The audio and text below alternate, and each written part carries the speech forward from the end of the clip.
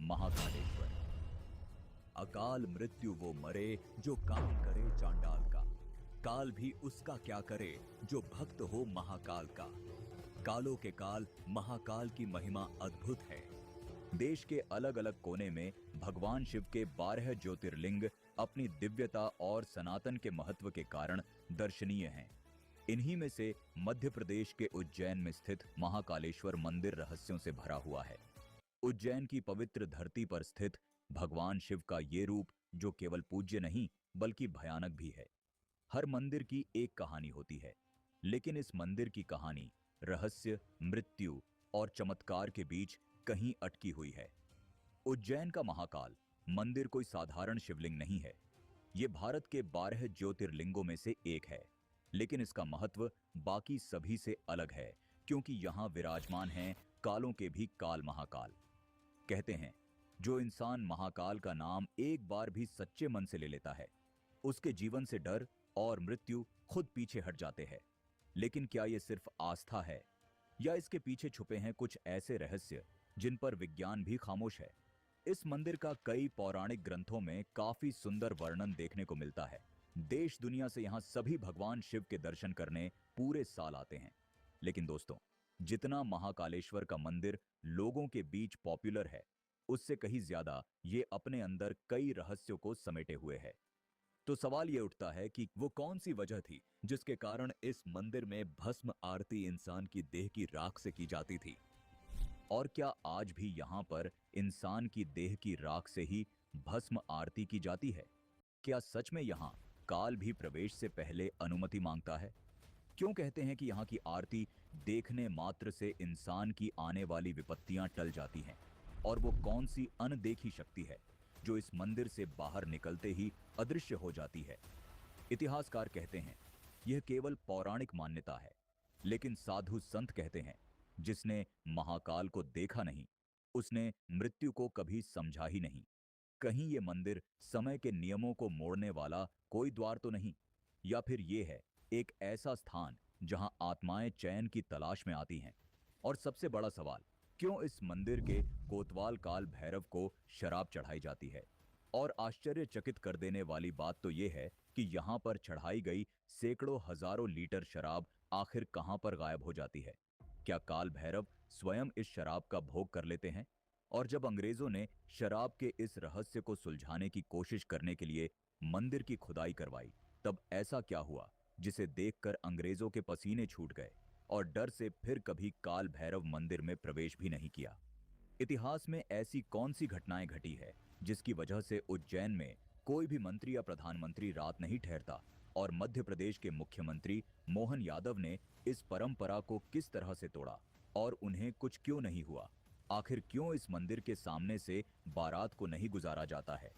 क्यों भक्तों को अलग अलग रूप में दर्शन देते हैं महाकाल? मंदिर के विस्तारीकरण के दौरान पुरातत्व विभाग को मिले नरकंकालों के पीछे आखिर कौन सा रहस्य छिपा है? इन तमाम सवालों के जवाब आपको आज की इस वीडियो में जानने को मिलने वाले हैं। इसलिए आज की ये वीडियो काफी इंटरेस्टिंग होने वाली है। तो इस वीडियो को आप शुरू से लेकर अंत तक पूरा देखें। तो चलिए महाकाल का नाम लेकर वीडियो की शुरुआत करते हैं। सर, एक आम आदमी एआई और चैट जीपीटी से क्यों भागे जा रहा है? क्यों उसको आसान शब्द में कोई सिखा नहीं पा रहा है? देखिए, एआई और चैट जीपीटी से शुरुआत करते हैं। दोस्तों, महाकालेश्वर मंदिर के रहस्य को जानने से पहले हम ये मंदिर किस तरह से बना था और इस मंदिर का इतिहास क्या है, इसके बारे में जानेंगे। दोस्तों, शिव पुराण की कथा के अनुसार बहुत समय पहले उज्जैन नगरी, जिसे अवंतिकापुरी के नाम से जाना जाता था, यहां पर चंद्रसेन नामक एक प्रतापी राजा राज करते थे। वे पराक्रमी तो थे ही, लेकिन उनकी सबसे बड़ी पहचान थी भगवान शिव का अनन्य भक्त होना। उनके राजमहल में एक अलौकिक शांति का माहौल था। उनका महल सुबह शाम भगवान शिव की आराधना, रुद्राभिषेक और मंत्रोच्चारण से गूंजता रहता था। राजा की मित्रता शिव के परम गण मणिभद्र से थी। मणिभद्र, जो स्वयं कैलाशवासी थे, एक बार जब उज्जैनी आए तो उन्होंने चंद्रसेन को एक अनोखी चिंतामणि भेंट की। यह कोई साधारण रत्न नहीं था। इसे धारण करने वाले के पास अपार ऐश्वर्य, यश और विजय स्वयं चले आते थे। बस फिर क्या था, मणि मिलने के बाद चंद्रसेन के वैभव की चमक चारों दिशाओं में फैल गई। वह न केवल शक्तिशाली राजा बन गए, बल्कि उनके नाम से शत्रु भी कांपने लगे। लेकिन वो कहते हैं ना कि जहां वैभव होता है, वहां ईर्ष्या भी पीछे नहीं रहती। जब यह बात आसपास के राजाओं को पता चली, तो चारों ओर के राजा उस चमत्कारी मणि को पाने की लालसा में जलने लगे। एक दिन कुछ राजाओं के साथ मिलकर रिपुरंजन और चंद्रभानु ने उज्जैनी पर चढ़ाई कर दी। युद्ध के नगाड़ों की गूंज से धरती थर्रा उठी। उनकी सेना के सामने चंद्रसेन की सेना काफी कमजोर थी। चंद्रसेन की सेना के सामने शत्रुओं की विशाल सेना थी, लेकिन राजा चंद्रसेन तनिक भी विचलित नहीं हुए। उन्हें विश्वास था कि उनकी शक्ति किसी मणि में नहीं, बल्कि महाकाल की भक्ति में है। इसलिए उन्होंने शस्त्र नहीं उठाए, बल्कि एक तपस्वी की तरह महाकाल वन की ओर बढ़ गए, जहां उन्होंने आंखें मूंद ली और भगवान शिव के ध्यान में लीन हो गए। उन्होंने ओम नमः शिवाय मंत्र का जाप करना शुरू किया। धीरे धीरे उनकी आत्मा उस महाशक्तिशाली परम शिव में विलीन हो चुकी थी। उसी समय उज्जैनी में एक और संकट सिर उठा रहा था। वह था एक भयानक राक्षस दूषण, जो वेद, यज्ञ और भक्ति का विरोधी था। उज्जैन में शिव भक्तों की बढ़ती संख्या और पूजा पाठ देखकर वह क्रोधित हो उठा। वह अपने असुर सैनिकों के साथ उज्जैन पर आक्रमण करने निकल पड़ा।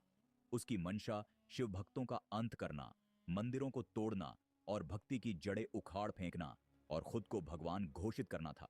उसने उज्जैन की जनता पर अत्याचार करना शुरू कर दिया, जिसकी वजह से अवंतिका यानी कि उज्जैन की जनता में हाहाकार मच गया और वह यहां वहां अपनी जान बचाकर भागने लगे। अब अवंतिका दो दिशाओं से घिर चुकी थी, एक ओर लोभी राजा और दूसरी ओर राक्षसी शक्ति। शहर भय, आशंका और अराजकता में डूब चुका था। इसी दौरान आक्रमण के भय के कारण अवंतिका के एक कोने से एक विधवा गोपी अपने 5 साल के बेटे के साथ आश्रय की तलाश में भटकती हुई उसी महाकाल वन में पहुंच गई। उसने देखा कि एक राजा, जिसने जरूर ऐश्वर्य का जीवन जिया होगा, अब साधक की तरह तपस्या में लीन है। यह दृश्य अद्भुत था। उसका बालक, जो उत्सुक और जिज्ञासु था, राजा को शिव की भक्ति में देखकर मंत्रमुग्ध हो गया। वह भी वहीं थोड़ी दूर बैठ गया और एक छोटा सा शिवलिंग बनाकर उसकी पूजा करने लगा। फूल, जल, बेलपत्र जो भी पास मिला, वह शिवलिंग पर चढ़ाता गया। धीरे धीरे वह शिव भक्ति में इतना खो गया कि मां की आवाजें भी उसे सुनाई नहीं दे रही थीं। उसकी मां बार बार बुलाती रही, आजा बेटा, भूख लगी होगी। लेकिन बालक का मन अब शिव में रम चुका था। अंत में मां का धैर्य जवाब दे गया। वह वहां पहुंची जहां उसका बेटा पूजा कर रहा था। क्रोध में आकर उसने पूजा की सारी सामग्री फेंक दी और बालक को पीटने लगी। यह क्या पागलपन है? लेकिन तभी कुछ चमत्कारिक घटा। अचानक वहां एक दिव्य तेज उत्पन्न हुआ। आकाश में घंटियों की ध्वनि गूंज उठी। तेज रोशनी के बीच एक भव्य मंदिर का निर्माण होता दिखाई दिया और जब सब शांत हुआ, तब उस जगह एक दिव्य शिवलिंग प्रकट हो चुका था, जिस पर वही फूल और बेलपत्र छड़े हुए थे जो उस बालक ने पहले चढ़ाए थे। शिव स्वयं प्रकट हो गए। उनकी कृपा उस मासूम भक्त पर बरस पड़ी थी। मां हैरान रह गई थी, लेकिन उसने पहली बार जाना कि सच्ची भक्ति न उम्र देखती है, न साधन, वो बस भाव देखती है। यह घटना जंगल में आग की तरह फैल गई। जब यह समाचार चंद्रसेन को मिला, तब वे दौड़े दौड़े उस स्थान पर पहुंचे। उन्होंने देखा कि शिव स्वयं एक दिव्य लिंग रूप में प्रकट हुए हैं। उनकी आंखों से आंसू बह निकले। उनका विश्वास, उनकी तपस्या, उनकी भक्ति अब मूर्त रूप में सामने थी। लेकिन यह सिर्फ भक्त की परीक्षा नहीं थी, यह राक्षस दूषण के अंत का समय भी था। जैसे ही शिव प्रकट हुए, उन्होंने अपना रौद्र रूप धारण कर लिया और महाकाल बन गए। उनकी जटाएं आकाश तक फैल गईं, त्रिनेत्र से अग्नि निकली और हाथों में त्रिशूल लिए वह दूषण की ओर बढ़े और पल भर में ही दूषण और उसकी असुर सेना का अंत हो गया। उस क्षण जो चमत्कार घटा था, उसने युद्ध की आग को भी शांति में बदल दिया। जो राजा अभी तक मणि के लोभ में उज्जैनी को रौंदने चले थे, अब उसी धरती पर महाकाल की महिमा के आगे झुक गए थे। उनके हाथों के शस्त्र गिर चुके थे और सिर शिव के चरणों में झुक चुका था। तभी से उज्जैन में महाकालेश्वर ज्योतिर्लिंग की स्थापना हुई और एक परंपरा जन्मी। जैसे काशी के राजा बाबा विश्वनाथ हैं, वैसे ही उज्जैन के राजा भगवान महाकाल हैं। आज भी उज्जैन की हर सुबह शिव के नाम से शुरू होती है और हर रात महाकाल की आरती के साथ समाप्त होती है, क्योंकि वहां का राजा न कोई मनुष्य है, न कोई सिंहासन पर बैठता है। वहां के राजा स्वयं महाकाल हैं। पौराणिक दृष्टिकोण से तो हमने जान लिया है कि महाकालेश्वर मंदिर का निर्माण कैसे हुआ था, लेकिन इस मंदिर ने भी बहुत सारे उतार चढ़ाव देखे हैं, जिसमें मुगल काल में बहुत बार इस मंदिर को नुकसान पहुंचाने का प्रयास किया गया। कहा जाता है कि 1235 में महाकालेश्वर मंदिर को दिल्ली के सुल्तान इल्तुतमिश ने पूरी तरह से नष्ट कर दिया था। इस बारे में हम सभी जानते हैं कि किस तरह मुस्लिम आक्रांताओं ने हिंदू धर्म को मिटाने के लिए उनके धार्मिक स्थलों को नष्ट करके वहां पर मस्जिदों का निर्माण करवाया था।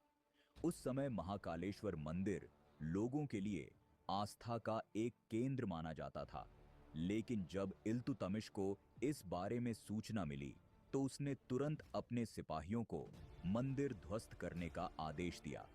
लेकिन जब हिंदुओं को इस बारे में पता चला तो उन्होंने सिपाहियों के आने से पहले ही महाकाल मंदिर के गर्भगृह में स्थित स्वयंभू ज्योतिर्लिंग को आक्रांताओं से सुरक्षित बचाने के लिए पास में ही बने एक कुएं में रखा दिया था।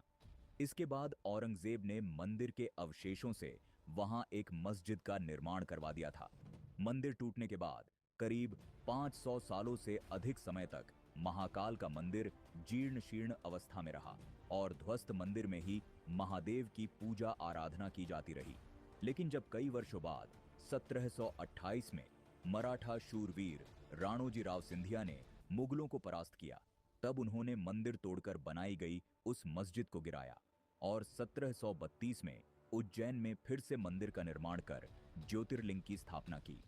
तो चलिए दोस्तों, अब इतिहास और पौराणिक कथा के बाद अब हम बात करते हैं एक एक करके महाकालेश्वर मंदिर से जुड़े हुए तमाम रहस्यों के बारे में। नंबर 1, रहस्यमयी स्वयंभू शिवलिंग। महाकालेश्वर मंदिर में जो शिवलिंग मौजूद है, उसके बारे में कहा जाता है कि ये स्वयं उत्पन्न हुआ है, इसको किसी के द्वारा स्थापित नहीं किया गया है। यहां पर शिवलिंग कैसे प्रकट हुआ था, इसके बारे में हमने आपको वीडियो में पहले ही बता दिया है। महाकालेश्वर मंदिर में जो भी श्रद्धालु आता है, उसे खुद अनुभूति होती है कि वास्तव में यहां पर मौजूद शिवलिंग देवीय ऊर्जा से भरपूर है। भक्तों का मानना है कि महाकालेश्वर के शिवलिंग में उनकी गहरी इच्छाओं को पूरा करने और उन्हें बुरी शक्तियों से सुरक्षा प्रदान करने की शक्ति है। महाकालेश्वर मंदिर के शिखर के ठीक ऊपर कर्क रेखा गुजरती है, इसलिए इसे पृथ्वी का नाभिस्थल भी कहा जाता है। सावन के महीने में दूर दूर से लोग महाकालेश्वर मंदिर आते हैं। पवित्र महीने के सोमवार को महाकाल के दर्शन बेहद शुभ माने जाते हैं। यहाँ कण कण में शिव का वास है।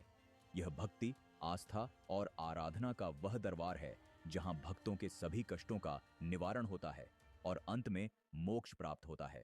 महाकालेश्वर मंदिर के ज्योतिर्लिंग की सबसे खास बात यह है कि ये एकमात्र दक्षिण मुखी ज्योतिर्लिंग है। हिंदू धर्म शास्त्रों के अनुसार दक्षिण दिशा मृत्यु और परलोक से जुड़ी है। यही वजह है कि महाकाल के रूप में भगवान शिव इस दिशा में मुख किए हुए बैठे हैं। यह अनूठी विशेषता महाकालेश्वर को अन्य 11